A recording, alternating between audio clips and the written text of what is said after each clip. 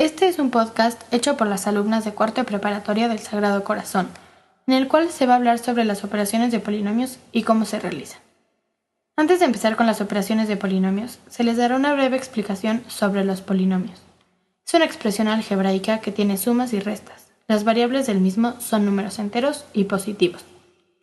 Los tipos de polinomios son los siguientes: un término, monomio; dos términos, binomio; tres términos, trinomio; cuatro términos o más, polinomios.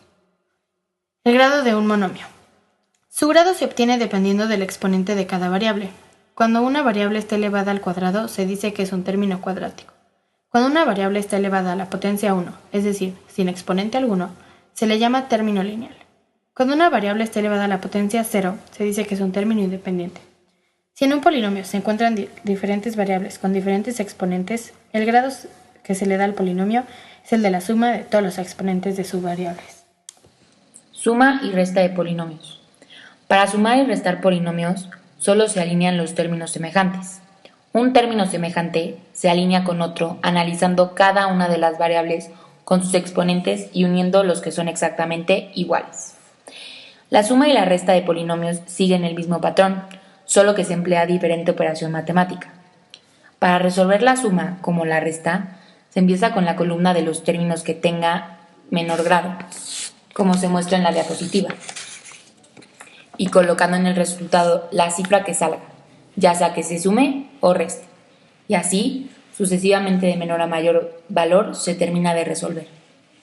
Un dato que es importante recordar al momento de resolver una resta es que se debe cambiar el signo negativo por cada uno de los signos en los términos, para no causar confusiones y el resultado salga correctamente.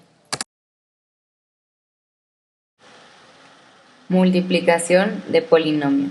Para multiplicar dos polinomios se acomoda el número con mayor valor arriba y el de menor valor abajo del mismo.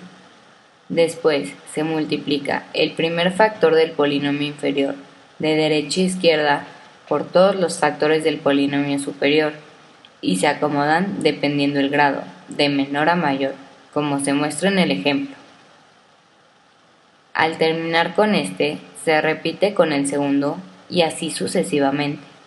Al terminar de multiplicar todos los factores del polinomio superior, se suman los términos comunes con sus respectivos signos. División de fracciones. Se aplica ley de signos. Se multiplica el dividendo del primer término por el divisor del segundo, para crear el dividendo de la división, y el divisor del primero por el dividendo del segundo para crear el divisor de la división. Esto se llama división cruzada. Se divide el coeficiente del dividendo entre el coeficiente del divisor. Se aplica ley de los exponentes tomando las letras que no se encuentran como elevadas a 0 y se escriben en orden alfabético.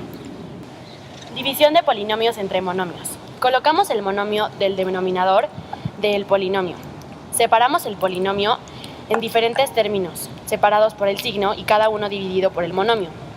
Se realizan las respectivas divisiones entre monomios, tal como se realizó en el capítulo anterior.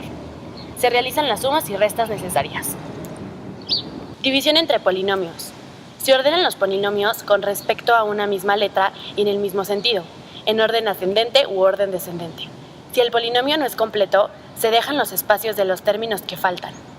El primer término es cociente. Se obtiene dividiendo el primer término del divisor entre el primer miembro del divisor. Se multiplica el primer término del cociente por todos los términos del divisor y se coloca este producto debajo del dividendo y se resta el dividendo.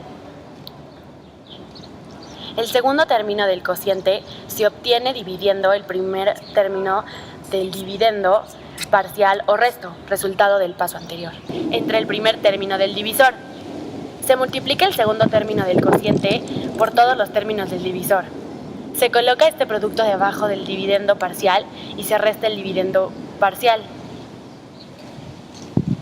Se continúa de esta manera hasta que el resto sea 0 o un dividendo parcial cuyo primer término no pueda ser dividido por el primer término del divisor.